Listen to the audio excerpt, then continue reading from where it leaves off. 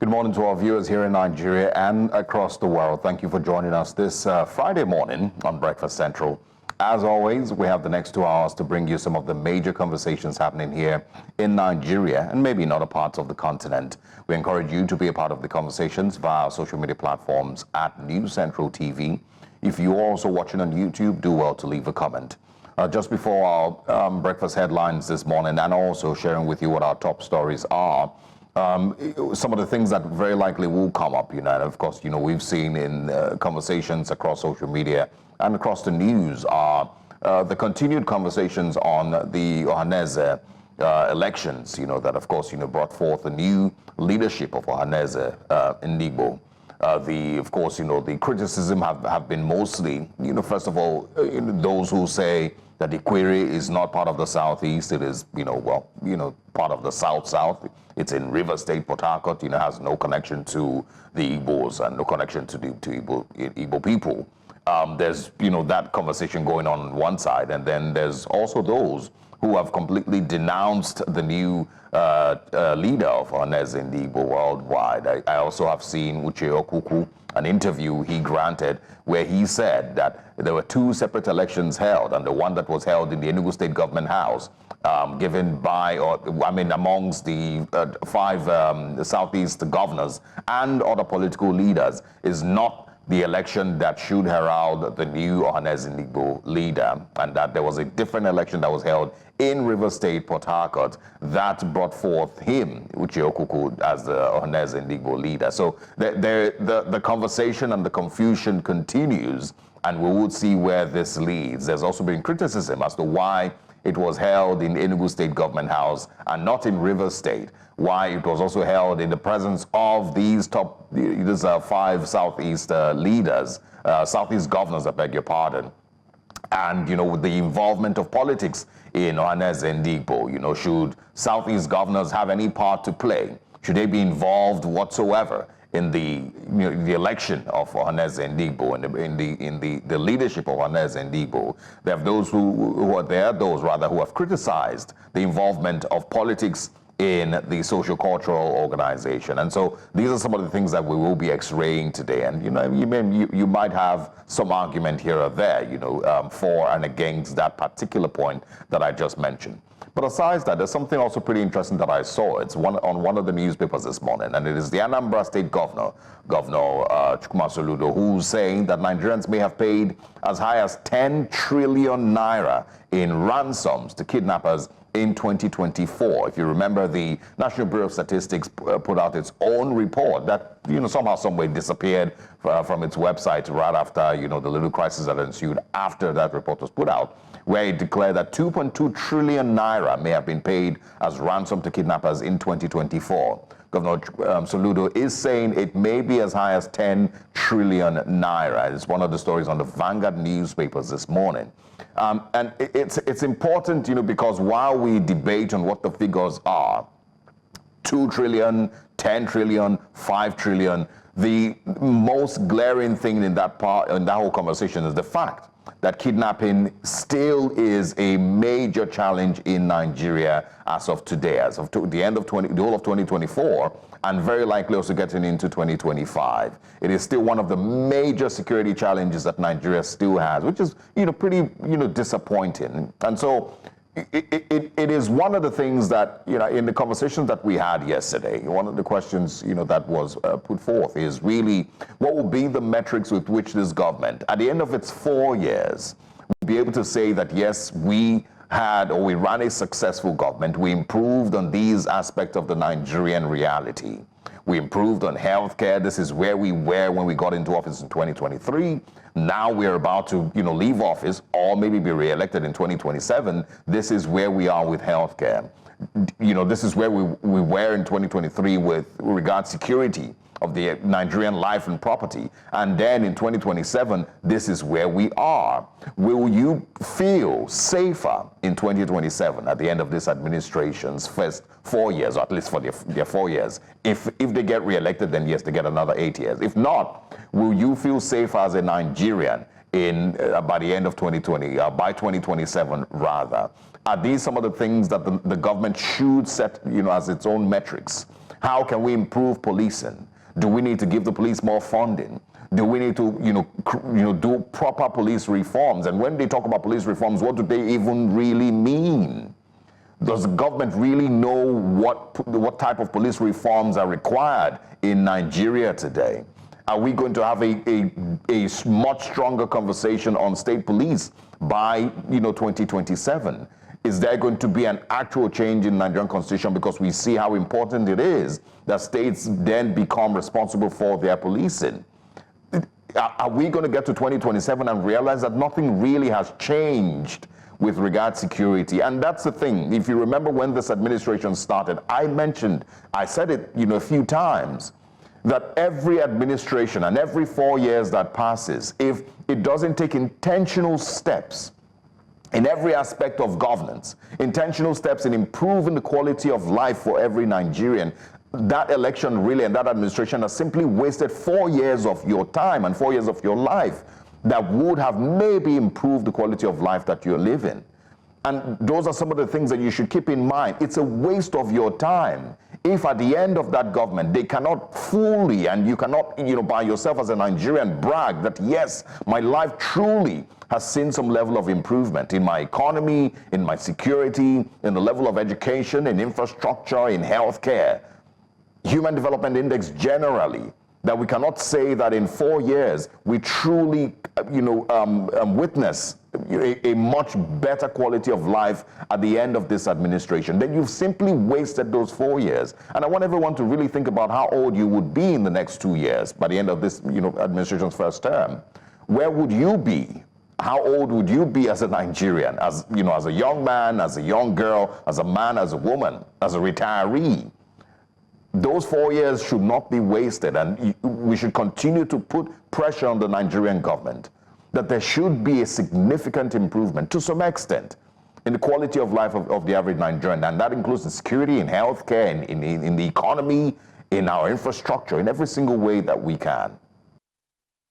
Welcome to Breakfast Headlines. In its ongoing mission to uncover truths and share untold stories, News Central has hosted another town hall, and this time in Kano State, to shed light on the harrowing aftermath of the 1996 Fisa drug trial in Nigeria. The controversial trial, carried out during a meningitis outbreak, involved nearly 100 Nigerian children, many of whom were enrolled without their families' full understanding of the nature of the experiment. While compensations have been paid, the incident has left a profound and enduring impact, eroding trust in Western interventions and contributing to vaccine hesitancy amongst Nigerians. Now, 29 years later, News Central remains steadfast in its commitment to justice and transparency, bringing together victims and stakeholders to seek genuine answers and accountability. ta Pfizer injection da ake ce mata, to lokacin mafi akasarin most of them lokacin sun rasu, wa'insu sun nakasa, wasu sun daina ji, wasu sun daina gani, wasu kuma sun daina tafiya kwata-kwata. After the injection was given to us, some of those who were given the injection lost their lives. Some became blind, some became deaf, and some could not walk. Ya sunan ɗanka kuma shekarar shi nawa? Sunansa Jamilu. His name is Jamilu. Shekararsa nawa? Shekararsa 30. He's 30 years old. Ƙannansu guda uku, duk ne musu aure. He has 3 younger ones and they are all married. To har yanzu ni ne nake masa komai, a yanzu haka pampers ce a jikinsa. Up till now, I am the one doing everything for him. And as he's seated right now, he's wearing diaper. This forum brings together a diverse group of individuals and organizations committed to meaningful dialogue, which is essential in addressing the ongoing challenges faced by the victims and ensuring that justice is served. I am confident that the discussions held today will play a crucial role in finding solutions and fostering healing in our community. As we proceed with this discussion, I kindly request that the outcome of today's engagement be communicated to my ministry for further action. And this will allow us to ensure that the decisions made here today are followed through with the necessary steps to deliver meaningful results for the people of Kano. To be gotten in respect of the issue of Fisa, and I'm appealing with all stakeholders, be it governmental-owned and governmental organizations, to collaborate with the National Human Rights Commission in order to seek redress on behalf of the victims of Fisa drug test in Kano. The National Human Rights Commission is ready to collaborate with any stakeholder in respect of achieving that desired goal. I want you to understand that me, myself, and I, and the rest of my team at News Central, one of our most important agenda is that those of you who are going through all kinds of troubles, trauma, and tribulation, that we will ensure that you will be listened to and you will be heard. Our intention is to make sure that no Nigerian is ever deemed or thought to be less than any Nigerian, as long as we have the opportunity to give them a voice.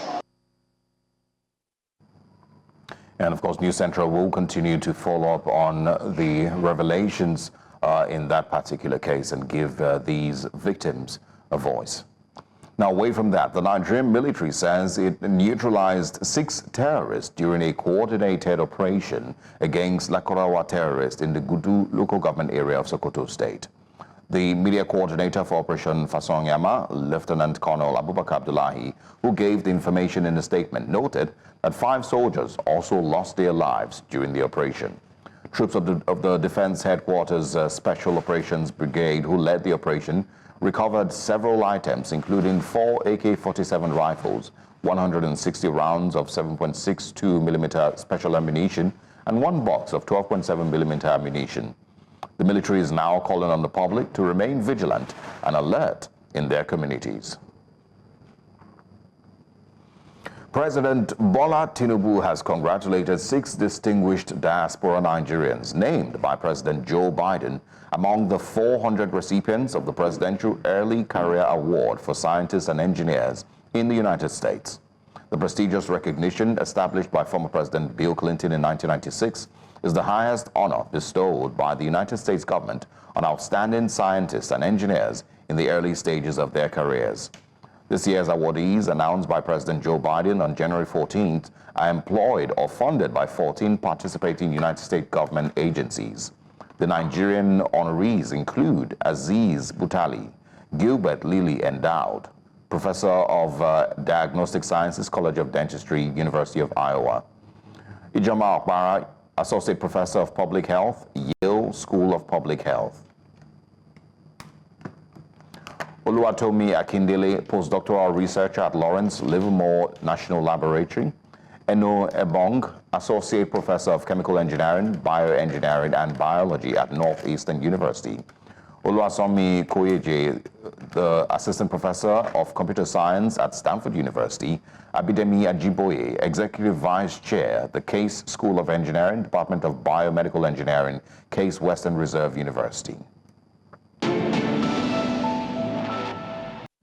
Nigeria's headline inflation increased slightly in December 2024, rising by 20 basis points to 34.80%. Now, this contrasts with the 72 basis points increase recorded in November of the same year. Similarly, the month-on-month inflation rate in December decreased by 20 basis points, settling at 2.44%. Although these figures suggest a reduction in the pace of inflation, they, however, do not reflect the lived experiences of many Nigerians who continue to struggle with the escalating cost of living. Perpetua Fasomi Peter of News Central has more in this report.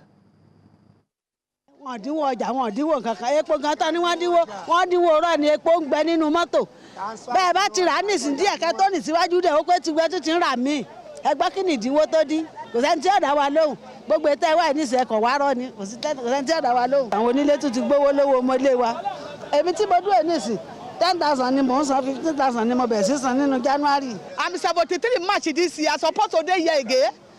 I support to make my children they feed me. My children don't have job. Now this what all of us they do for we eat. Shall we get happiness? When you buy today, where you they go, tomorrow may you go buy, the money they go put, the half of the money you take buy before again. Please make them help us. Because we are tired. Everything don't they go, nobody eat belly full. Yesterday I don't eat anything at the chance. I run to my house, said that the papa I give for morning, I go drink for night again. I go sleep with empty stomach. Dissatisfaction, discontent, hunger and anger. All these characterize the default mode of the everyday Nigerian. The reason is not far-fetched. Citizens are going through the worst cost of living crisis in a generation. The president said that he had opened you pay custom duty when you import maize.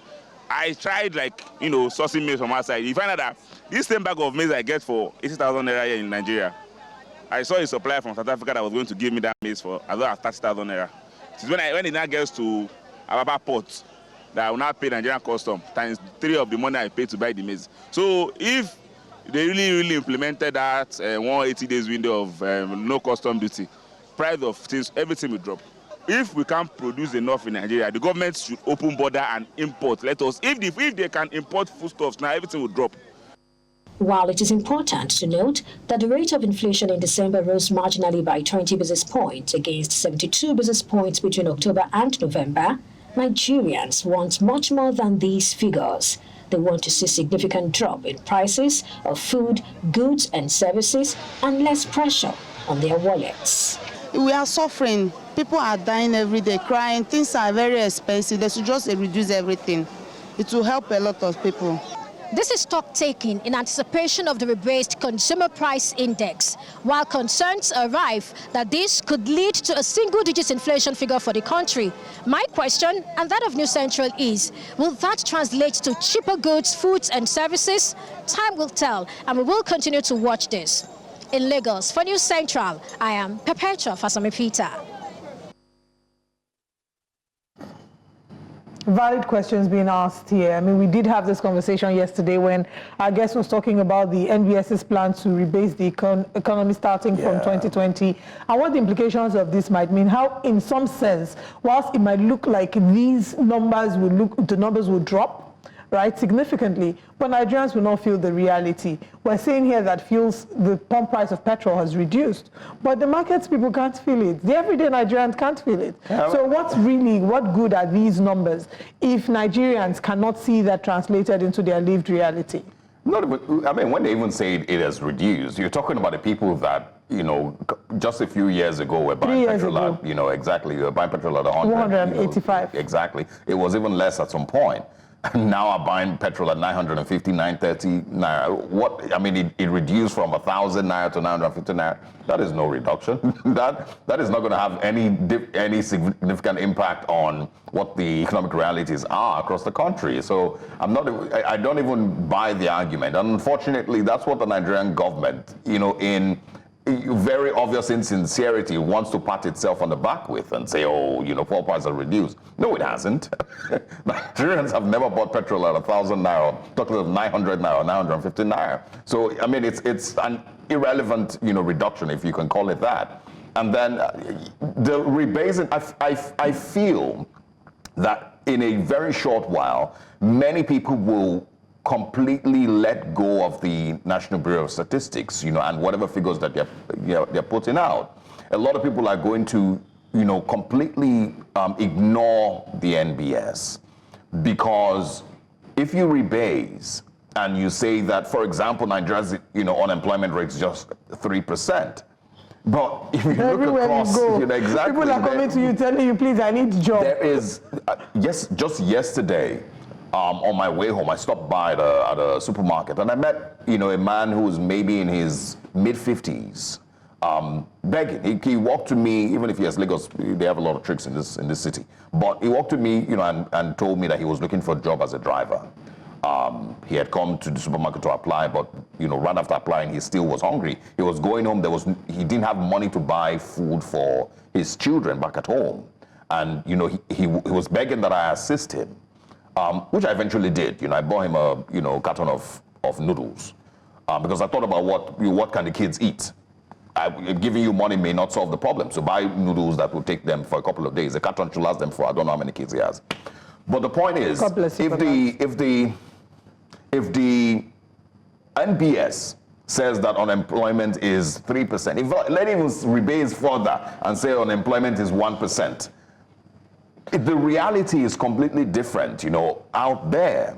And at some point, Nigerians are going to just completely ignore the National Bureau of Statistics and whatever figures that it's putting out. I think the government would only just continue to use those things to pat itself on the back and convince itself. Or try to maybe deceive quote-unquote investors or the international community that things are looking good here. Yes. But they are not crazy, regardless of what the numbers are saying. They're social media for a reason. Nigerians are sharing their reality. A number of these investors have businesses in Nigeria and can tell what the reality is. By the time they used to spend hundreds of thousands for electricity monthly, and they've realized all of a sudden they're paying millions for electricity and it's not getting better, what gain really is that for them? I think the only thing that consoles me is yesterday in our conversation with the expert analyst, he did say that from his projections, what he sees is that things will not get any worse. So we've gotten to ground zero. The only way is up, right? Things can only get better, but that they can't get worse. And that's what we're really holding on to right now, even though Nigerians are asking for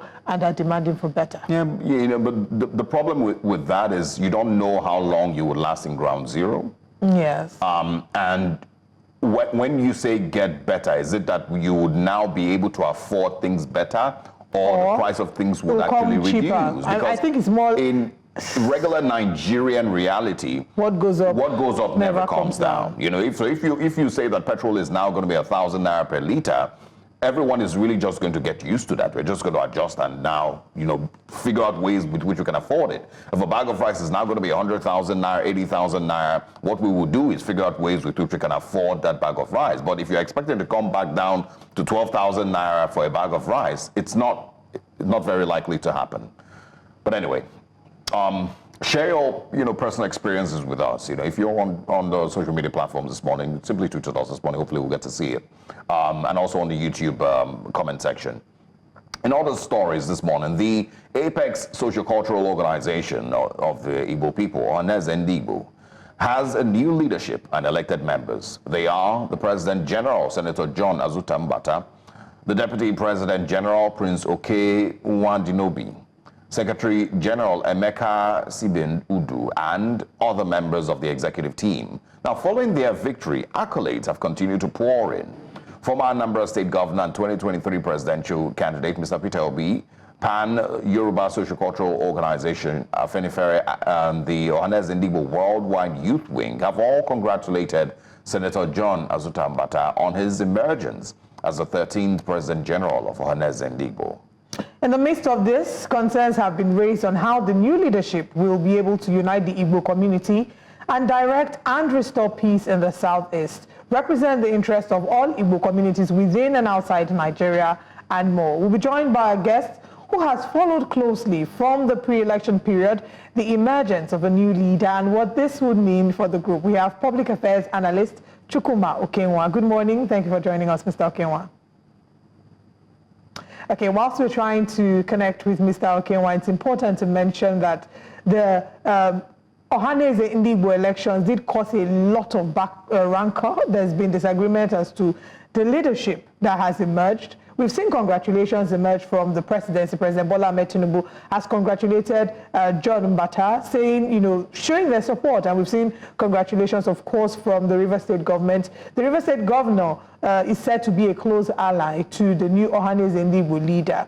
Now, the Ikwere people, there's an organization called Ogbako Ikwere Cultural Organization Worldwide. They seem to have expelled Senator John Azuta-Mbata, saying that they're not pleased with the fact that he has accepted this leadership because they do not believe that the Ikwere people are Igbo people. Now, again, this goes back to the argument as to really if the Ikwere people are a part of the Igbo community. Some argue for, others against. The ones who argue that the Ikwere people are part of the Igbo community would say that it dates as far back to the Nigerian Civil War, and how that they started to distance themselves and dissociate themselves from the Igbo community after the Nigerian Civil War. But these are just some of the explanations that we have seen in different corners for and against the Ikwere people being a part of Ohanaeze Ndigbo. Yep. There have also been speculations as to the role that, again, Nyesom Wike might have played in all of this, because the statement is that Senator Azuta-Mbata is a close ally to Fubara, and that his acceptance of this, Fubara is obviously in approval of this, but that they think that this is to, in a way, spite Nyesom Wike, who reached an agreement between the Ikwere and Ijaw people that would last for as long as 50 years, you know, and that was what produced, quote unquote, the emergence of Fubara as governor, and that now with this he's destabilizing the agreement that has been reached between the Ikwere and the Ijaw people. I'm hoping that we can have our guests join to shed some more light on that. I'm honestly very confused as to what truly is the genuine crisis or concern, you know, with you know, Azuta-Mbata's emergence. Everybody agrees that it was time for River State, you know, to bring. I don't even know if they agree that, because what these people are saying is that he's not that Ikwere is not, they are not Igbo people. So that's what I think a part of them are saying. They have a number of things that they have listed as to what their grouse is. But maybe we can have public affairs analyst Chukuma Okenwa help us with some clarity. Good morning, Mr. Okenwa. Thank you very much for joining us. Maybe you can help us shed some light as to what the drama is regarding the new President General of the Ohanaeze Ndigbo sociocultural group. We're seeing here that a particular group called Ogbako Ikwere Cultural Organization Worldwide have expelled Senator John Mbata, saying that he's, of course, no longer a part of the Ikwere kinsmen, and that by accepting to be the President General of Ohanaeze Ndigbo, he has denounced, in a way, his association or being a part of the Ikwere people. Maybe you can help us shed some light on that and why that is such a big issue.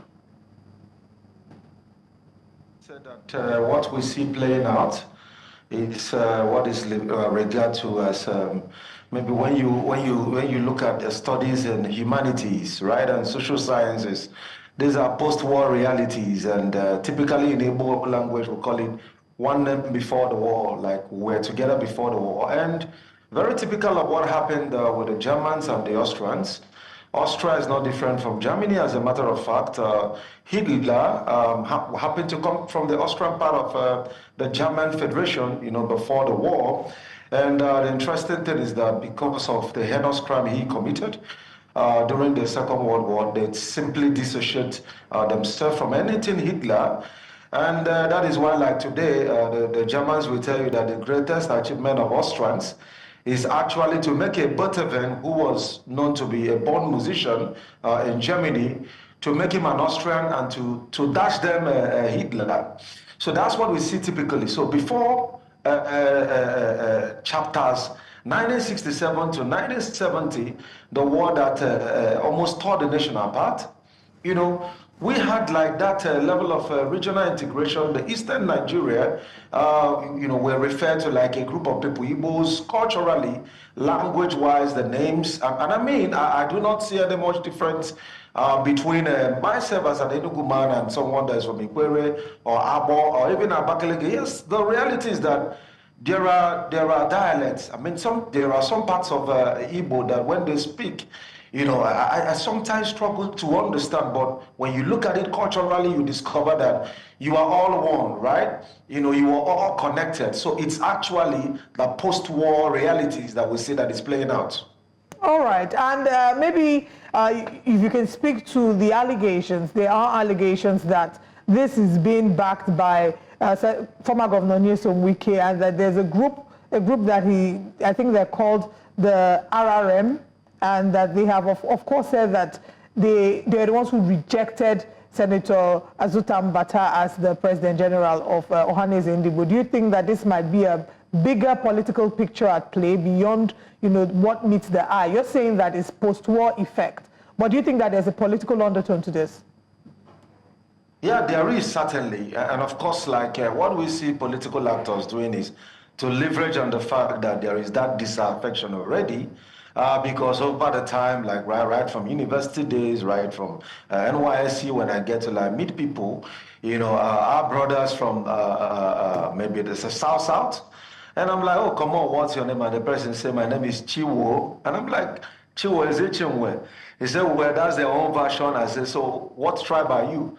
The person says, I'm Ikwere. I say, Ikwere is a place, not a tribe, right? Come on, what tribe? And they say, well, I'm Ikwere, I'm this and all the rest of it. So you see like a situation where, you know, people just want to describe themselves just simply by the place. So it's because of that disaffection. Politics is all about like winning. So anything that means winning, whether it's the ethnic divides, whether it's like some disaffection, you know, politicians know how to combat that to political gains, and that's exactly what is happening. But one of the things I want to say is that Senator Mbata, right, who is a renowned Igbo man and by extension also an Igbo man, he's looked at it, weighed it, and to him you can't tell a man who his father is, right? I mean, people can associate with me with my father today or my mom, because I can tell you, this is my mom, this is my father. What if he is not? And just like in the case of a woman, who we say she is the one that tells you who is the father of a child. You know, so he is man enough, he's been able to serve as an eminent member, you know, of the society who has served in the Senate. And if he believes, and just like also, which is also like further confirmed by a Ikwere man, you know, who also ran an election, you know, of similar capacity in Port Harcourt, right? Even though that wasn't recognized, but I would also say that I have my reservations about that, because if you look at Ohaneze's constitution, it seems he followed the procedure for that particular election, but unfortunately, the big wigs doesn't seem to back Uche because he's seen as a very controversial, more like an activist. You know, so all of those things, we saw it play out in the election that was just held. All right, I'm going to bring back the political angle, you know, again, but before that, just for some clarity, did everyone agree that it was time for Rivers State to produce the next Ohanaeze Ndigbo leader? Yeah, sure, it's a constitutional issue. It's meant to be rotated across 7 Igbo states, right? Like states that where you have like Igbos. So you already know the 5 Southeast states, and then including Delta and Port Harcourt, right? You know, who are like those recognized as states where you have like Igbos, right? You know, largely dominate there. Yeah, I mean, so is the confusion now, I mean, for those who do not agree with Azuta-Mbata's emergence, is their point that there's other parts of River State that are more Igbo aligned than Ikwere people? Or is there something else that we're missing here? So the major thing there is that, like in the Ikwere community, you see 2 categories of people. People who are speaking up saying, it's time for Igbo renaissance, we agree we are Igbos, and for some of those persons, one way or the other, like even before now, when you see like an Ikwere man come out boldly to accept that he's an Igbo man, it looks like there's already like some structure to, you know, to suppress some dissenting voices. So the narrative has always been, as much as possible, dissociate ourselves. Because it was like, to me, it was a survival strategy during the war. Dissociate yourself from this group and you shall live, right? So it does also appear that in a time like this, where in many cases, there are choruses, there are references to a possible marginalization of this section of the country, then what some voices might also think is the smartest thing to do is, let's stay as far as these persons, if like we are going to be assured of a political survivor, because I could tell you, even the way it is at the moment, it would be easier for our current nation to endure or tolerate someone from the South, maybe running for the position of a president or becoming a president, like in the case of Goodluck Jonathan, than, you know, someone who identifies as an Igbo man, and then like some of those war memories and stuff like that. These are still realities in our current dispensation. We still see the agitations sometimes even happening. Unfortunately, yes. Now, let's also talk about the political angle. I've recently just seen an interview with Uche Okuku, who, of course, you know, has been very vocal as to his own relationship, with Ohanaeze Ndigbo. He, seems to have his own faction that he leads. He also is saying that that elections were also held in Rivers State that declared him winner and President General of Ohanaeze Ndigbo. And he's criticizing the involvement of the Southeast governors in the elections of the Ohanaeze Ndigbo elections. He says that there's too much involvement of politics. Ohanaeze Ndigbo election should not be held in Enugu State Government House. It should be held in Rivers State instead, where you can have the freedom of other delegates to participate in the elections. So do you agree with his criticism of the involvement of political leaders in the social cultural group and its elections? And of course, Uche Okuku's points. Well, there are two sides to this. First and foremost, let me say that I agree entirely with this position, because what is reasonably expected is that first and foremost, that the election holds in the states, whose turn it is to produce the president. And since like now it's a turn of Rivers State to produce, the election should hold or should have held in Rivers State, and the one that produced them, of course, held in Rivers. So secondly, it's not traditional and constitutional for such elections to be held in government houses. So that's like a sort of red flag on its own. But beyond that, for some of us that are political observers and interested in issues that has to do with the region, would also commend the level of endorsement even beyond the 5 Southeast governors. It looked like what the Southeast governors did was to actually increase the value of Ohanaeze, because it just looked like over the time it's not been as strong as Arewa, Consultative Forum, and of course the Afenifere. And it's been a consign, because sometimes you just see like Ohanaeze more like every other group, right? Just making press statements here and there, not truly representing the concerns of Ndigbo, and speaking up, constantly advocating for issues that has to do with the welfare and the security, of the people. You don't see them like providing that particular leadership. So for the very first time that we now see all of the key stakeholders coming together, I see that as a renewal of the mandate of Ohanaeze, and something that everyone should be proud of, that moving beyond now, even though there's not a political dimension, which of course is reasonably expected, because whatever guise or anything that is social-cultural, one aspect that social-cultural will not even admit is that the core mandate is to push for the political gains, right? Influence policies, influence decisions, advocate for issues that affect them. All of these things are all about politics. It's not just all about casting votes, right? But they use social-cultural aspect, win that ethnic sentiments, and they use it, galvanize all of it to advocate for the key things, which is politics. So I see an Ohanaeze becoming stronger. And what I think I would advise Uche is that, yes, he is right, and whatever he's demanding for now, it is correct. But the simple truth is that, I think, considering the pace at which things are now, he could only just align, right? Unfortunately, politicians do not flow with an activist, right? And perhaps all we just need at this point may not just be activism to actually galvanize this level of support that we see currently. If you say that Uche should just align, do you also say that Michael Kiro should just align? I mean, part of the reason why he stepped down was because of the court order. And then he said he's from Rivers State. If you can answer that in 30 seconds. He says he's not from, based on the court order is saying he's not from Rivers State. He's saying he's from Rivers State. So what are your thoughts? Do you think he will align as well? Or he probably should fight back? He should, if all of them currently are interested in Igbo Renaissance and for us to move forward. Then, Bataled, you need to see all of the big wigs, including the Imobi, endorse him. The Imobi is like the Supreme Court within Ohanaeze. So you can't go against all of that, right? I mean, a tree cannot make it. Yes, we know that you are right in yourself, but you haven't got all of the support of the stakeholders, right? Well, it's not just enough to like do all of those things. So I think it's time to get it right. And everyone should align. If he says that the court gave an order based on the fact that they said he's from Imo State and he has verifiable evidence that he's from Rivers State, and we all agree that it's the turn of the Rivers people, I guess time will tell. Let's see how this will all play out. He might have a valid point there. Thank you very much, Chukwuma Okenwa, for joining us this morning. Do have a wonderful rest of the weekend.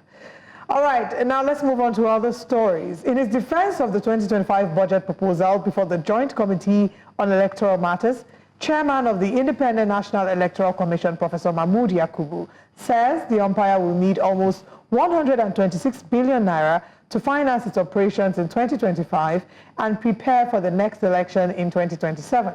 He said the 40 billion naira proposed for the commission in the 2025 budget proposal by President Bola Tinubu is inadequate, considering the payment of salaries and allowances for the year, given the recent increase in the minimum wage. Now, Mahmood Yakubu described 2025 as critical due to Anambra governorship election coming up later in the year.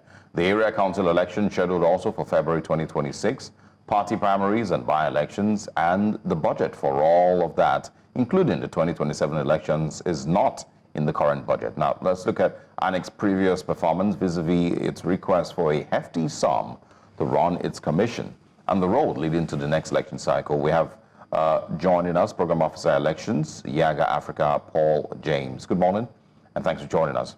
Good morning, and thank you for the invitation. Glad to have you.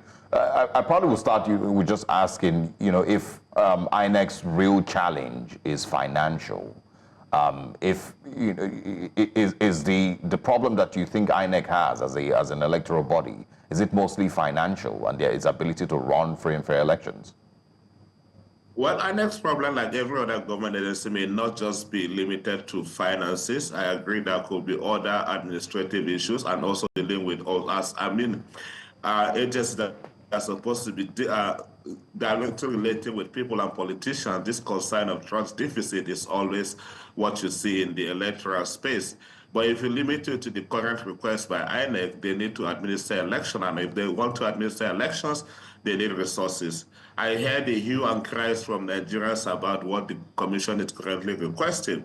But if you also read from the statement by the commission, last year it got 40 billion naira from the Ministry of Finance, and which, according to them, was not sufficient because they even had to go back for additional monies to be able to conduct the last two elections of Edo and Ondo states.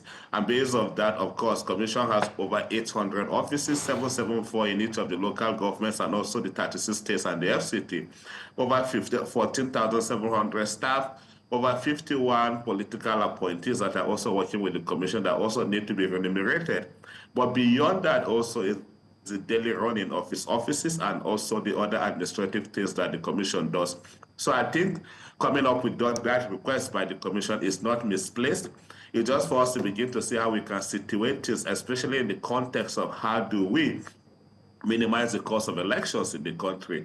We need to begin to look at the excesses, not only of the Commission, but of the electoral processes and see what do we need to begin to eliminate. For instance, the Commission is currently saying it got over 11 by-elections to conduct later this year. It will need resources for this by-election. Not forgetting, if the SCT election will happen in 12 months, based on the current Electoral Act, the Commission needs to start planning from now. It will need resources for that.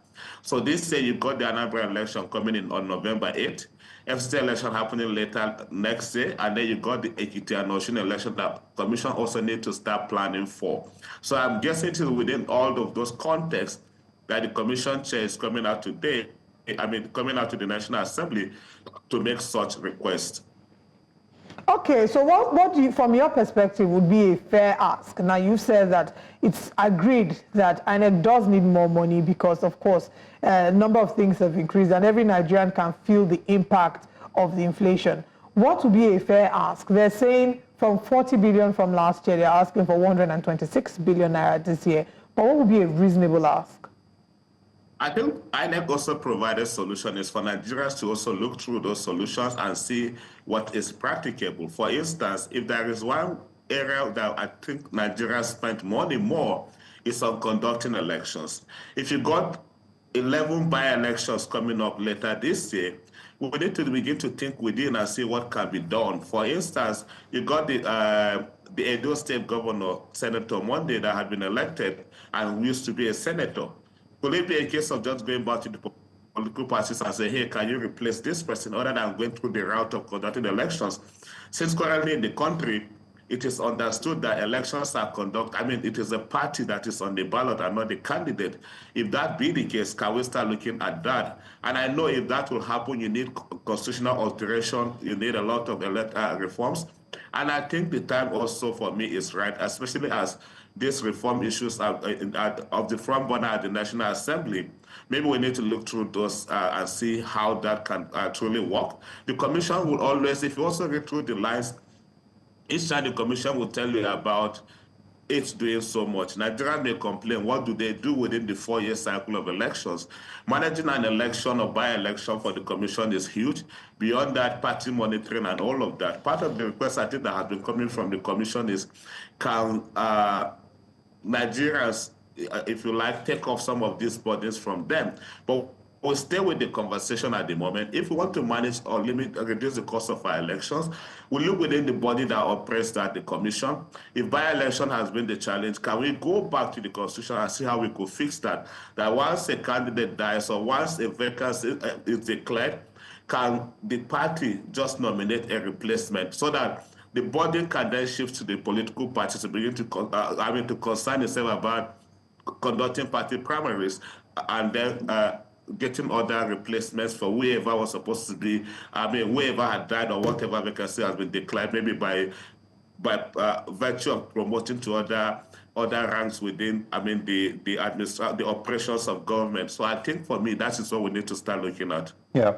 I mean, a lot of people would agree with you, on that point. But another thing that I think is important is that the country is taking steps towards giving Nigerians more trustworthy elections and an electoral body that Nigerians can actually trust. Because even if Professor Mahmoud Yakubu asks for 1 trillion naira, 10 trillion naira, whatever amount of money he wants to request, and they give it to him, if we still repeatedly see the same quality of elections like in 2023, or the by-elections that we've seen in different states, in Edo State, for example, going forward, then it's not money that is the problem. And INEC itself needs a lot of reforms. Our electoral process needs a lot of reforms. And so don't you think that that should be top of the conversation? Not just about the amount of money that Professor Mahmoud Yakubu needs.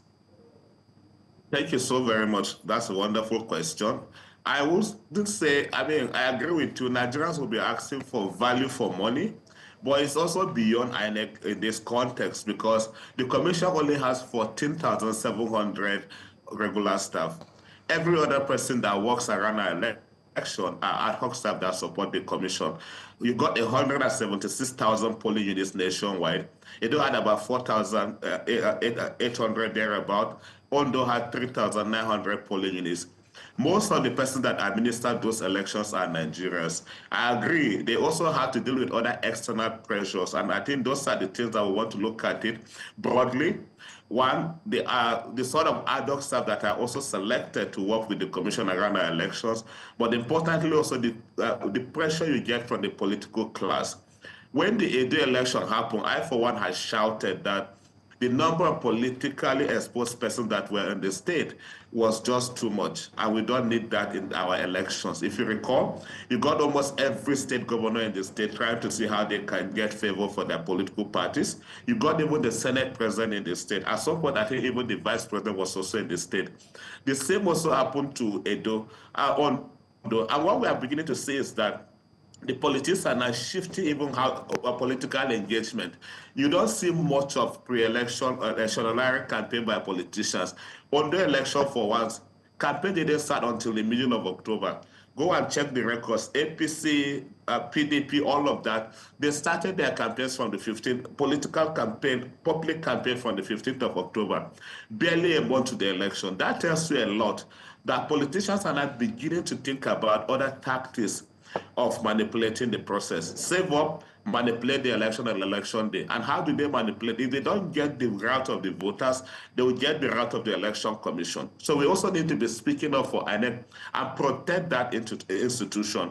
Beyond that, also the kind of appointment that happens into INEC. There have been a lot of calls in the past that we also need to revisit and check, especially when appointments are made of politically exposed persons into the commission, and then civil society and Nigerians will begin to cry, and most people don't even pay attention to this. When President Tinubu came, he made about 10 appointments. And there was concerns about some of those appointments, especially like the man that was appointed for Edo State, based on his relationship with somebody that's also in government. People raised concerns, but as far as I'm concerned, pardon my word, they bullshitted and then they moved on as if, they don't even care. It's also about confidence. We're dealing with crisis of confidence. People don't look at it from that angle. I mean, beyond that, look at the cost of election vis-a-vis also participation in these elections. In the last Edo election, for instance, turnout was about 27% from the 30s that we used to have in the past. In the Ondo election as well, every other election season, turnout keeps dropping. And this is where we need to concern ourselves. If people are becoming apathetic to the process, what are the fundamental issues that we need to correct, that we need to fix? INEC is one, I agree with you, but also the attitude of Nigerians toward election, especially also the idea of approaching election as harvest season need to change. For every politician, sometimes for even INEC ad hoc staff, it is just a few, the chance for them to grab what they can grab and move on. I don't think that should be their attitude to approach elections in this country. So we need a rethink. If you are looking at INEC, you also have to look at the supplier. We have to go back to the process of also recruiting people into INEC and see how we can fix the problem. When you say that Nigerians need to change their attitude, I want you to speak a little more to that. When you say that Nigerians need to change their attitude towards elections, you've highlighted a few points, but I want you to speak some more to that point. Well, my first point I make is how do INEC get its supplies of ad hoc staff? It comes from the National Youth Service Corps.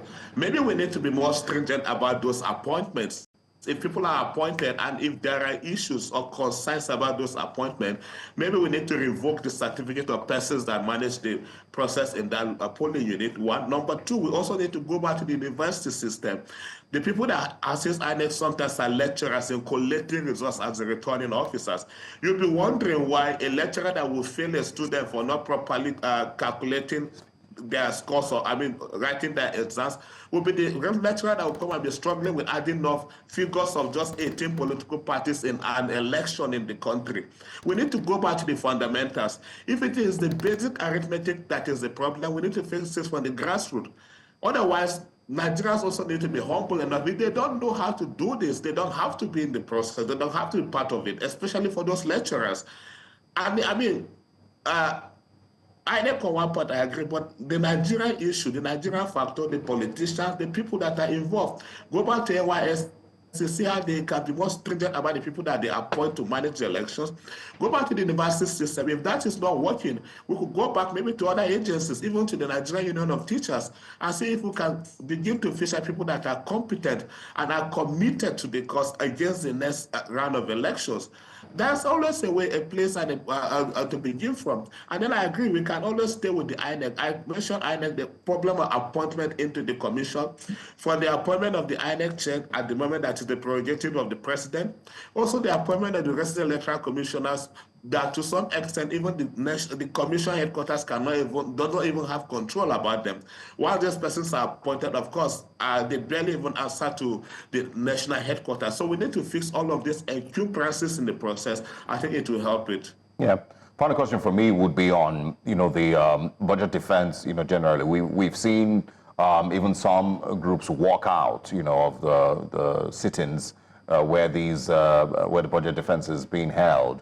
Do you think we're doing, these committees are doing a good enough job in analyzing the budget defense, conversations from MDAs across Nigeria? Well, I'm not on the committees. I may not also understand the motive or their reasons for staging a walkout.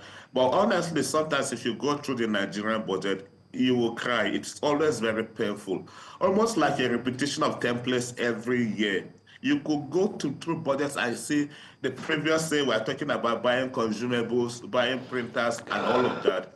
And then just 12 months later, the same agency of government will come again with such requests. And you begin to wonder, if these were our own things, like if these are the things we use in our own homes, do we replace them every year? Some persons could use the same cushion in their house for 5 years, but why do we want to constantly replace the one for government? The same also as vehicles. I've used a vehicle for over 7 years now. And imagine the agency of government replacing that every year. For me, it is not only pathetic, but it is mind-boggling that we keep thinking about that in the context of also dwindling resources.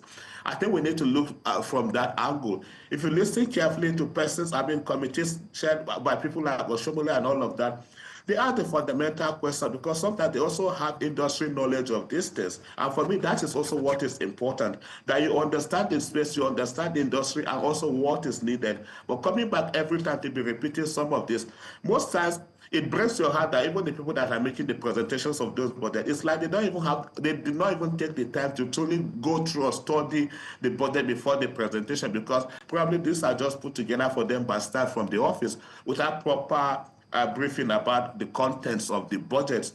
I think that's what's even annoying to the people of the committee, that the agencies that are presenting this, but they need to also do their own due diligence before they approach the committees. But again, I think more work needs to be done. We need to look at this holistically, especially from the angle of cost savings. We don't want to see agencies repeating what is already on an over-bloated budget, keep repeating items every now and then, every election, every budget cycle. We need to be prudent in the management and engagement of the budget. And I think for some committee, that is the angle you see them approaching this conversation from. I mean, like you did mention earlier, I think you infer that there is a breach of trust. We talk about it all the time. Nigerians don't completely trust INEC. So when conversations about increasing budget comes, of course everybody's antenna is up. What shall it profit INEC to have their budget increase and at the end of the day carry out elections that Nigerians will say they're not completely proud of? But we'll continue to follow up with these stories and get the updates that are necessary. Thank you so much for speaking to us. Do have a wonderful rest of the week. Welcome back to Breakfast Central. Now let's share what the front pages of the papers are saying. We're joined by Wade Ayimien. Good to have you always. Good morning, happy everyone. Great to be here. Great to have you here. Okay, let's get straight into the papers. We're beginning with our first paper this morning, the Daily Independent newspaper. On the front page of the Daily Independent, governors back tax reform bills, reject increase in VAT, endorse revised VAT sharing formula, says it ensures equitable distribution of resources. Pengasan links high fuel price to FX volatility. Alleged 12.3 billion naira fraud. EFCC to arraign Otudeko, ex-First Bank MD Onosonya. Wow. Wike revokes Uzodinma, Diri, Abe, 565 others and plots of land in Abuja. It revokes, Wike has revoked their plot of land. Third mainland bridge safe, federal government assures Nigerians. National Assembly considers exempting Nigeria police from envelope budgeting system. Nigeria's inflation will start moderating from January, analysts say. 2025 budget, Senate will ensure every naira spent touches lives of Nigerians, says Akpabio. In other news, Nigerians will all receive prayers in their emails. Rivers PDP crisis, Ewo threatens to sanction Wike others over anti-party activities. I laugh. And that's all on the front page of the Daily Independent. Let's move on to the Punch newspaper.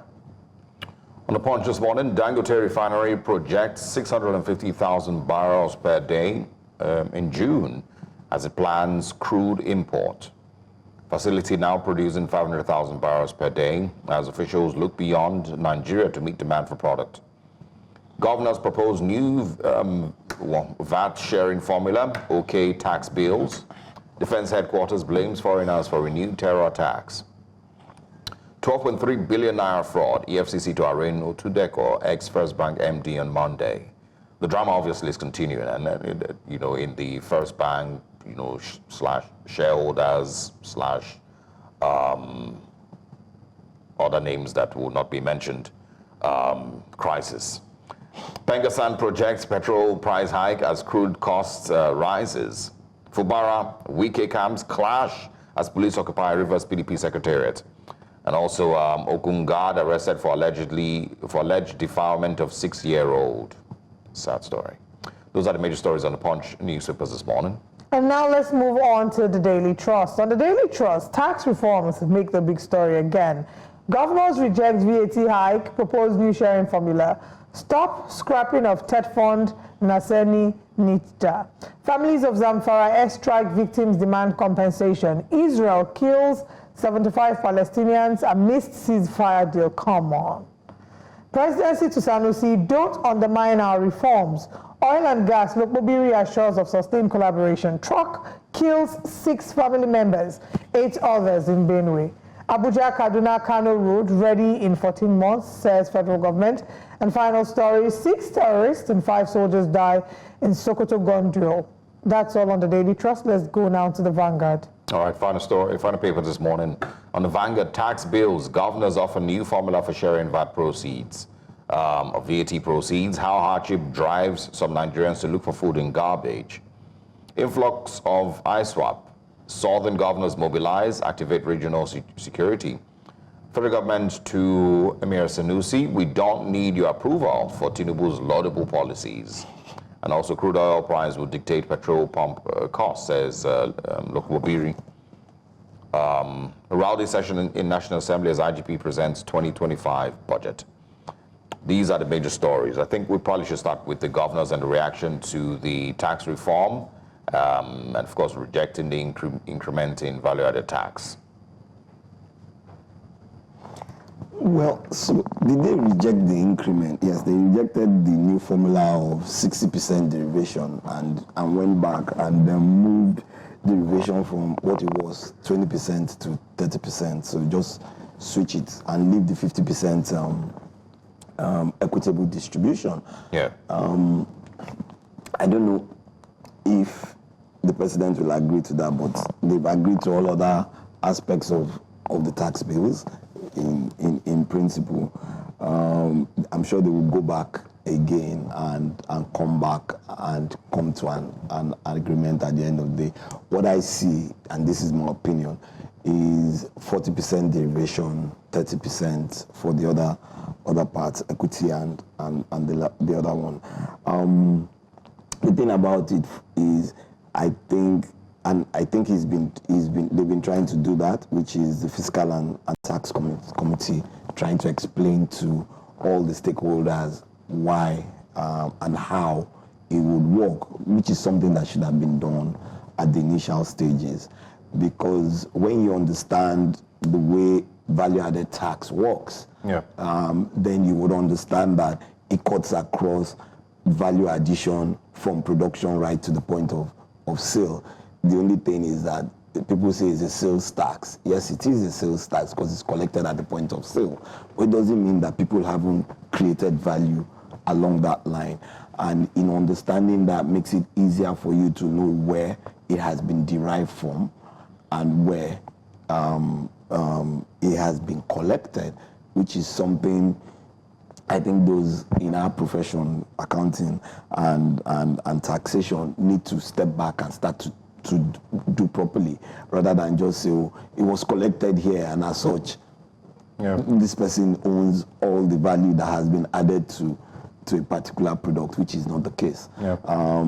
If you understand value-added tax very well, there's what you call the input VAT and the output VAT, and all those are all connotations that are used so that you know where the VAT came in or who created value at different points, so that you know where value was either derived and value was collected. So so I think this is the education that we really do require. I'm sure the president for now might agree to the 50-30-20, which is switching. The equalization has remained, it's always been 50, meaning that when it comes in, 50% is distributed based on equitably. And then I think 20% used to be derivation. Now they are saying, okay, let's do 30% derivation, 50% equitably. Yeah, so maybe he might agree to that while we get some more, education on the importance of why derivation, I think, is, in my opinion, I think that's what the committee is saying is the best way or the best method to ensure that states, one, improve on the number of the ease of doing business, so more people can do business and generate business within within those states and create more value in the short and long term. So that's how I look at it. Well, we'll see. I mean, I also, or not just myself now, but a few people also questioned, if there were proper, communication lines between the Taiwo Oyedele, team and the Nigerian governors. Maybe. But I think I have stumbled on an interview where Taiwo Oyedele said he actually went to them. He's been meeting with. Yes, he's been meeting with them before. Even before this, he's met with different governors that I'm aware. He's had discussions with them on a number of issues relating to tax, not just from the federal perspective, but also from the state perspective. People tend to forget that where states create an enabling environment for investments to come into your state and generate and create new businesses and more businesses within the state and create employment within the state, there is a higher tendency for states to generate tax revenues from personal income tax, which is based on income that is paid to people who work for living within that state. Do you understand? And residents within that state. So if I'm resident in Lagos and I work, I pay my personal income tax in Lagos. If I'm resident in Ogun and I work in Lagos, my personal income tax goes to Ogun State. And we've seen that fight over so many years between Ogun State and Lagos State, with those who live just outside Lagos coming to work in Lagos, and it's become a bit clearer. And those are the things, in my own opinion, that states need to start to look at. With all the, when you look at things like the decentralization of the electricity system, these are opportunities to create for new businesses to be created and come up within the state, so that you can employ people who are resident there, so that they can generate additional increased personal income taxes that would come directly into the coffers of the state, and so on. Small businesses, that business enterprise and individuals all pay those kind of taxes, and they are all state domiciled. So it's only limited liability companies that would pay company income tax that goes into the federal coffers. So these are the kind of things that state needs to start to look at and speak to the committee on how do we increase these opportunities within our states, rather than this back and forth on sharing at the central level, when you can easily increase personal income tax by just creating an enabling environment for more investments to go in things. So for instance, tackling insecurity. I'm glad that you mentioned that, because that's my next question. For people to come and set up small businesses, business names, and things like that. All right, let's talk about insecurity and what states might need to do. The Vanguard reports influx of ISWAP, southern governors mobilize and activate regional security. If you recall, Governor Seyi Makinde had raised the alarm that the terrorists and the bandits who were escaping onslaught in the northwest were fleeing to the southwest for refuge. So how important is this? The governor of Ogun State has announced that they are creating a platform to share intelligence amongst themselves to be able to help with fighting and to be adequately prepared for the influx of ISWAP into the southern region of the state, of the country. ISWAP now, this happened under Boko Haram. So what's so new about the fact that when you are fighting terrorism in one part, there's a tendency for those who escape to other parts? So what platform are you recreating that wasn't created when Boko Haram was being, during the real fight, the major fight, against Boko Haram that led to a lot of successes. You get, and you could see them.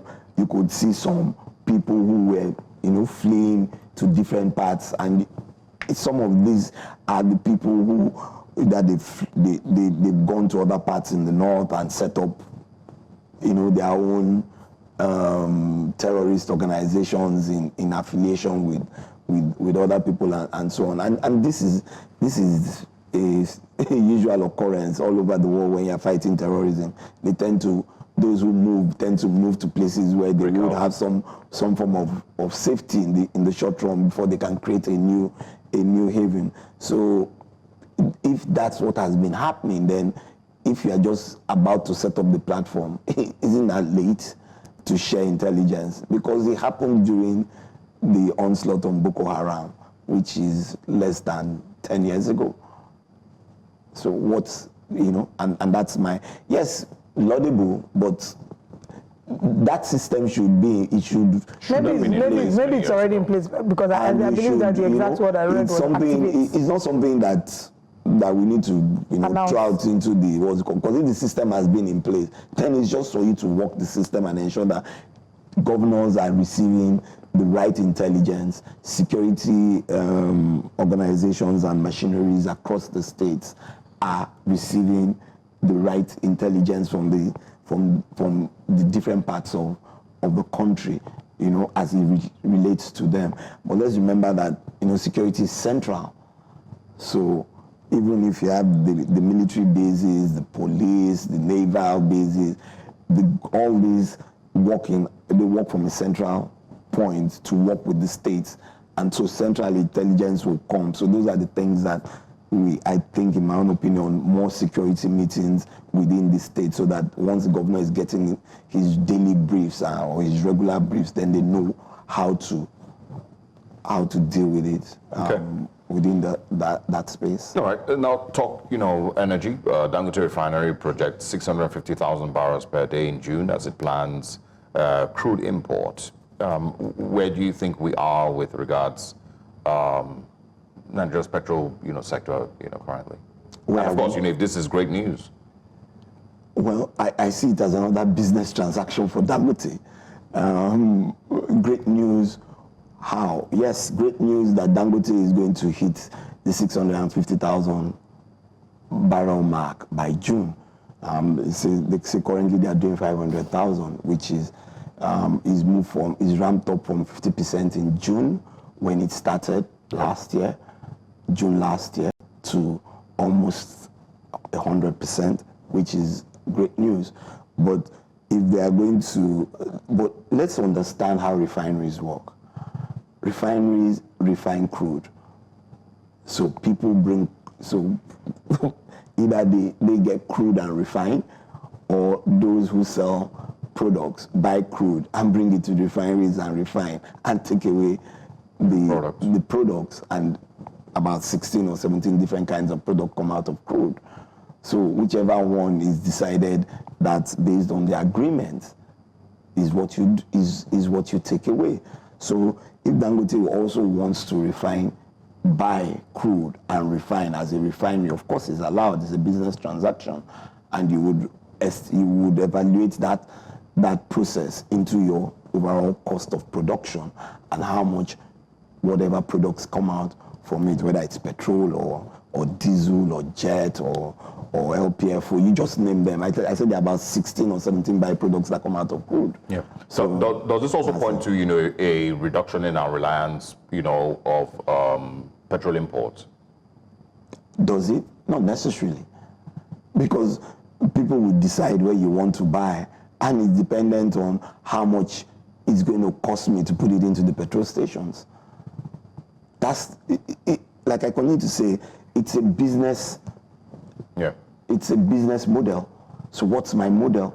If my model is to import, and I believe I can import, and I believe I can store, and I believe I can create, what's it called?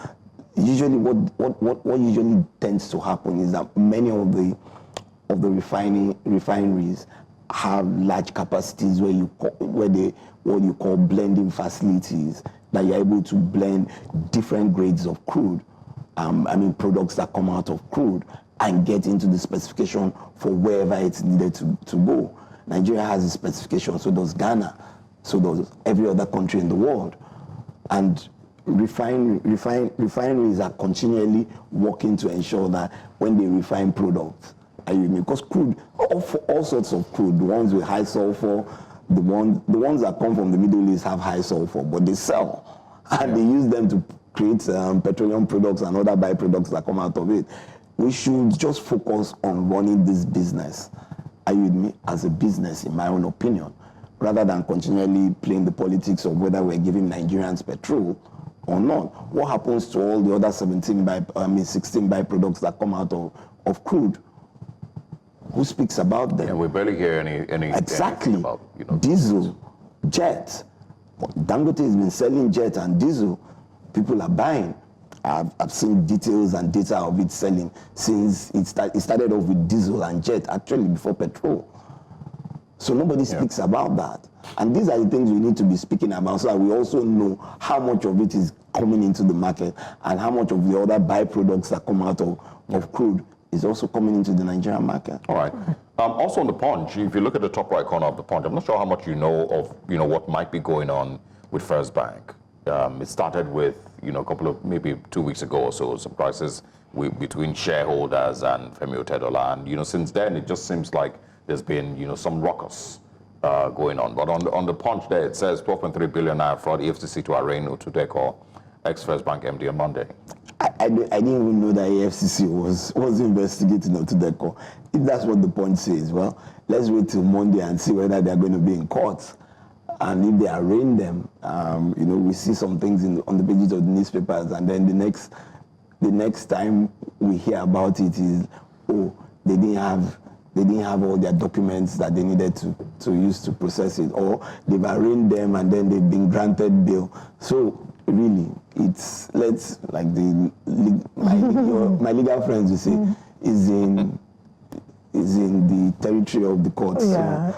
So, what's happening between First Bank actually did put out a comprehensive statement on what the issues are, or what they say the issues are, and so has the other party. Yeah. So it's in the corridors of the court. So let's leave it there. let's leave it there, like you said. Let's also look at the Zamfara family members. This is on the Daily Trust. Families of Zamfara airstrike victims demand compensation. I watched an interview with the governor where he was talking about, this is not something that they planned for. Unfortunately, it's a mistake, and this and that. And we see these mistakes happen over and over again. So Nigerian citizens have become collateral damage. Where do we get to the point where we will now be able to say that firmly, that we can see that firmly the ISR is being conducted, that there's adequate information? The argument is that these bandits have planted themselves in the midst of civilians, so it's almost impossible. So how do we get to the point where we have answers to these questions, or are we going to keep seeing more collateral damages? And this is sad to say, but it's the reality of the world. We have a lot of these collateral damages because of the way in which terrorists, do you understand, carry out their activities. A lot of them live within the confines of where a number of the average citizens will live without even knowing that the person is a terrorist. Sometimes those in that area don't know because they provide either some form of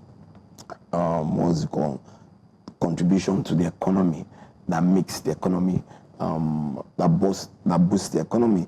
But that's the reality. But my challenge is where mistakes are made and we refuse to accept that mistakes have been made and do the right thing, which is either compensate those who from their errors or from the mistakes that were made, became collateral damage. And this continued insistence on, it was a mistake, it wasn't planned for. Nothing is ever planned for. Even things that are planned for sometimes don't go the way they are meant to go. So I think coming back to the basics of understanding that there is a system and there will be collateral damage, unfortunately, in the war against terrorism, but accepting the fact that, yes, based on intelligence, this is what we saw. If there has been an error or there were mistakes made and there were heavy casualties or civilian casualties, the question also will now be, were there any casualties of any known terrorists? Casualties. I mean, that's I where think the challenge many people have. You now start to find out whether those errors could have been prevented. Yeah. Because you've seen terrorists strike against terrorist organizations or people. And of course, there are collateral damage. But you hear that the head of Al-Qaeda, was targeted and he was killed. Don't ever think that there were no civilian casualties. Because sometimes they are where they live or where they stay or where they reside is where the bomb hits.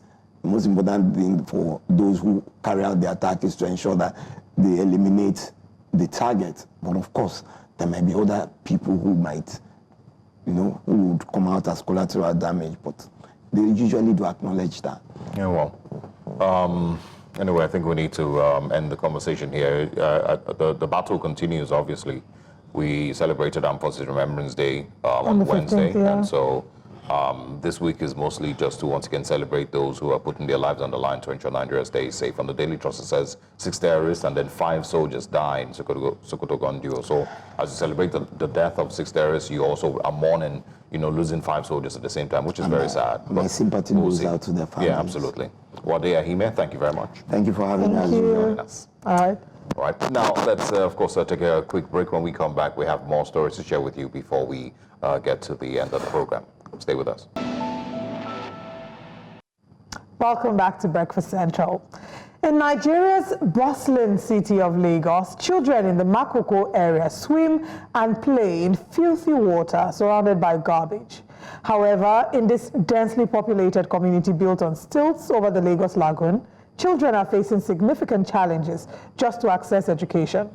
News Central's Bettina Mweli brings us more in this report.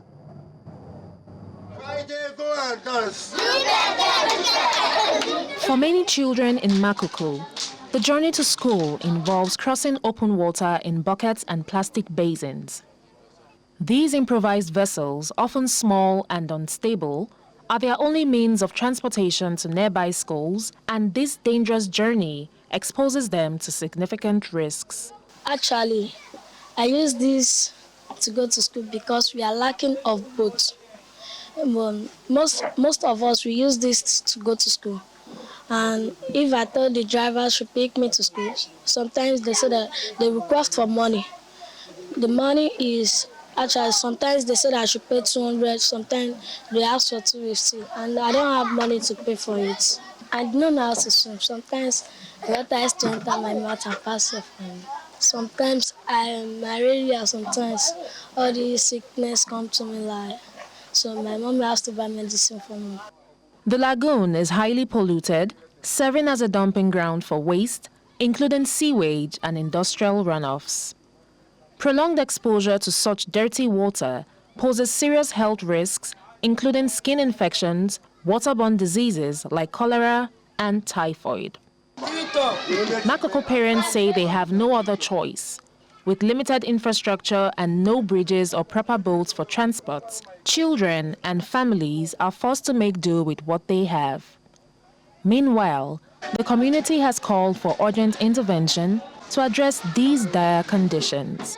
The reason why the children are coming to school with the bucket on water is because some of them does not have the canoe to transport themselves to school. Even though some of the school boats they have is short to the number of children they have in that school. That is the reason why some of them, children, sometimes they feel like, I have to get to school early in the morning and I didn't need to wait for boat. Because if they are waiting for boat, they may come to school late. If I want to provide anything for government to do for the children, I could say they should have to build a boat for the schools. Because if they have school boats, it will not be a personal something. It will be for all the children that need to come to school. We have a lack of boats. That's why some of the children are using bucket to come to school, and also some of them don't want to late to school. That's why they are using bucket to come to school. The biggest need we need, first of all, we have to talk about a scholarship for the children, the boats, and food stuff. The situation in Makoko highlights the need for immediate and sustainable solutions. No child should have to risk their life or health just to receive an education. In Lagos, for News Central, I am Bettina Mweli. Well, such a sad, but it's a reality that a number of Nigerians living in Lagos are having to experience. We have behind the scenes of this report, and we do have the climate change reporter who did that report here in the studio with us, Bettina Willie. It's good to have you. And first of all, say thank you for bringing to reality or bringing to our notice. It's not like we've not known the reality in Makoko, but it's one thing to hear, but it's another thing to see what the reality is. I was saying to you off camera that I feel like if I had gone there, I would have cried. Yes, and I responded to you that I know that if you went there, you would have cried because it's a very pitiful situation. Now, the coverage that we did, because it's TV, does not even establish, the horror that is in that water. I was saying to my video journalist that went with me that if I were to fall into that water, and I'm not exaggerating, I'll probably spend 1 month in the hospital. But now, these are children and, even adults who have become acclimatized to that environment. So I would say, to an extent, maybe their immune systems have built up to be able to fight back. But it's a terrible situation. And then when you look at it from the lens of the fact that they are children, I don't think any child deserves to go through this, no matter how they came into the world. I think it's something that the government needs to pay attention to.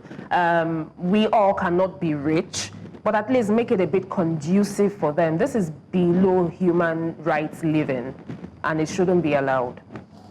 I can see yourself looking very dumbfounded because really, you don't even know where to start from or what to say in that kind of scenario. I mean, just seeing the color of the water, seeing the fact that even the boat, which is not an ideal mode of transportation in that setting, they don't even have access to the boat. See the little boy saying he can't even afford to pay 200. So they now use buckets and basins to go to school.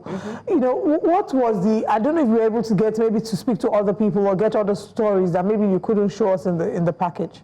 So now, Makoko, they have a lot of challenges. And even when you sometimes speak to the government, because this is not my first runoff in Makoko, and I've spoken to government officials about happenings there.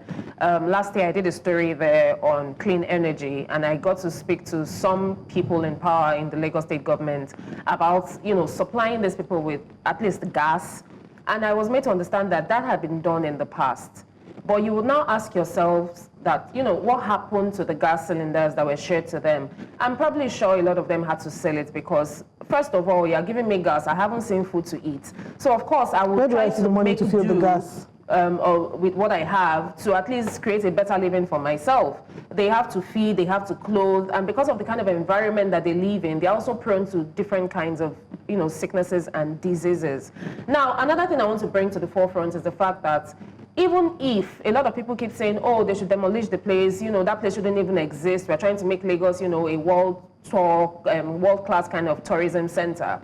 But then again, we still need to pay attention to this minority because whatever kind of sickness or disease comes out from there will eventually spread to the big populace. So even if we think that, oh, Makoko is not a problem, their issues are not our problems, it's only a matter of time. And then it becomes all of our problems. There's another cholera outbreak now. We don't know where it came from. It could jolly well have come from Makoko, and nobody would know because the living condition there is very, very bad. It's really sickening. And every now and then you see a new, person heading humanitarian, affairs ministry go there and do their video shoots and photo ops, and almost never return there till the end. I remember, I think when we spoke with Betaidu, she had also, was it Betaidu or the new one? I can't remember now. She had also been there, and seen these people, and it was part of a countrywide tour that they were doing. But of course, it was one of the places that we went to. But nothing really changes with all the interventions that government claims to be doing, with all the interventions done by ministries. Next month, you probably have some American superstar, TikToker, come and they'll take him to Ohanaeze there first. To go and show them, another thing I want to also highlight is the fact that Nigerians keep saying, oh, we can use it as a tourism center, but why do you want to use a dump as a tourism center? Why are you not thinking about how to make it better? With two functional brain cells, would really believe in that statement. But the point is, it is clear evidence of how much, we are failing these people and how much there's a reality that exists beyond the glam that Lagos comes with. and this is a community that has been there. What is the population size on the average? I'm seeing here between 85,000 to 250,000 people. And I'm sure that's not even recent. Yes, I'm sure that doesn't cover the actual reality of what is in Makoko. And there are a lot of children in Makoko. Surprisingly, when we were I noticed shooting that. there, somebody asked me a question and said, "Well, why are there so many children?" But I remember the course I did back then in school. I can't remember what course it was exactly, but while I was studying for sociology, and they will tell you that in such communities where they don't really have a lot to bother about, the only thing for them to do is to procreate. And they keep doing it as often as they can because it becomes a, sort of exercise to while away time. And before you know it, you see a family of 2 become a family of 12. Right. I met a woman that I had interviewed the last time I went. I met her again. At the time when I went, she had about, I think, 6 children, and her husband was sick. Unfortunately, the husband has passed. Now, the husband was sick for a while and couldn't afford medical attention. But was she still getting pregnant? How do you get pregnant for a sick man? She wasn't still getting pregnant. But my point is, when I saw she you, has been left okay. with 6 children in Makoko, and I thought you were accusing they're barely this young surviving. woman of, No, God forbid, why would I do that? I thought you were trying to say, you were speaking to the fact that you had raised earlier that when they don't have a lot of work, they keep procreating. No, but my even point 6 is the children, 6 children, it's a lot. We're saying 6, like, they're following themselves like a ladder, like a step. So you know that there wasn't any spacing or family planning Family in planning between. is for people who are privileged. That's where you bring in that conversation. These people are trying to make ends meet. These people don't know better. And a number of them, culture and religion also impacts the ability to be invested in family planning. They'll tell you children are a gift from God, whereas they can't even make these children feed. According to a report I'm seeing here, exactly a year ago, 250,000 a year ago. Who knows what the numbers will be like? And that would not be a total representation of everyone that is there. But I know that there are stories of strength, and there might be some sweet spots to look at, because it would be great for us to end the show on a sweet spot. It's really dark, it's dirty, it's sad. The government needs to rise to the aid of people in Makoko, and even we as Nigerians, as much as we can. I know people who go there to do their whole humanitarian work. We should make it more often and more frequent. But is there a sweet spot to Makoko that you can share with us as we wrap up? Well, I would say that the sweet spot will be the dreams that the children have. And it's amazing to see. Now, the little boy I spoke to, Aide, I spoke to him behind the camera, and he told me he wants to be a pilot. Oh, and that, gladdened my heart that irrespective of where he is now, he's seeing beyond the now and seeing the bigger picture of what he could become. It was inspiring to me. It is inspiring indeed. I mean, just want my heart to hear that he's not limited to his environment. Bettina and Willie, you've done such great work. Thank you so much for joining us. Thank you so I much keep for having highlighting the me. stories. I think even just by you being there, sort of being like a voice for News Central in there, you're giving them hope. He would imagine that he's going to see himself on TV. It gives them hope. He has seen himself on TV already. I know. It's amazing to see, what hope can do for them. But beyond hope, we have work to do. Yeah, but I mean, so what are what are the options available, for these people? Is there a conversation on the possibility of, 250,000 people is quite a lot. So the government is obviously not just going to relocate those people, somewhere else. But it should be, a constant concern of government because of the health conditions that these people are living in. If you want to argue that every society has its poor, yes, no doubt. But nobody deserves to live in that environment in particular. And so should that be the major concern that Lagos State government should have about the health conditions that these people, are faced with? The dirty water that they have to swim through every day. I think that should be a very major concern on the part of the government, because like I said earlier, whatever outbreak of illness or disease that comes from Makoko will eventually spread around Lagos. So when we keep saying that, Makoko is a minority that we don't need to bother about, we should also consider the fact that anything can start up from there and spread before we know it. And because of the neglect that, the society is giving to that community, it will have gone round before anyone even notices and tries to put a pause on it. So at the end of the day, this is a ticking time bomb if we are not careful. We need to pay attention to the health there, probably sensitize them more on the fact that, yes, you're living on water does not mean that water becomes your dustbin. You also need to take care of the water. And let's not also forget that the water in Makoko, as dark as we say it, as black as it was on the screen, it also connects to the main water in Lagos State. It connects to the rest of the lagoons, the rivers, and all of that we have. So we might say, oh, it's segmented to Makoko alone, but for how long? And you know, when people argue that, you know, the city, you know, smells, you know, it creates some type of chaos here or there, but truly look at the water. Because that same water you're looking at is where people are catching fish and eating and selling in the market. Wow. Okay. Okay, this is a good place to end the conversation today, but thank you, Bettina, for waking us up to the reality of what is, and to remind us that Lagos doesn't just stop at the island or on the mainland or in Banana Island or in Maryland or these seeming fancy places. There's more, and there's more work that needs to be done. Have a great weekend. Have an amazing weekend. And to you, our wonderful audience, thank you very much for joining us for this week's edition of Breakfast Central. Breakfast Extra continues over the course of the weekend. Please join to carry on with a number of the stories that we followed, as well as the breaking ones. We'll be back again on Monday. I am Olive Emodi. And I am Osao Gilboa. See you on Monday.